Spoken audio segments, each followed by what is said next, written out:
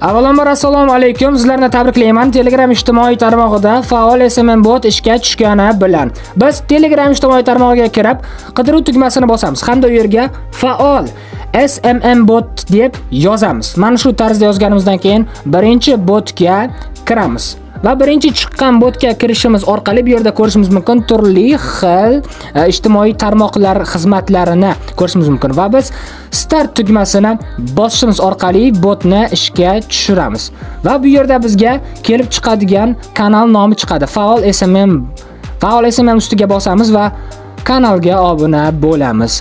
Va natijada orqaga qaytamizda tekshirish tugmasini bosish orqali biz asosiy menyuga o'tib olishimiz mumkin. Bu yerda turli xil xizmatlar, buyurtmalar, raqam olish, hisobingizni to'ldirish orqali hisobim bo'limini ko'rishingiz mumkin bo'ladi. Qo'llab-quvvatlash tizimlari mavjud.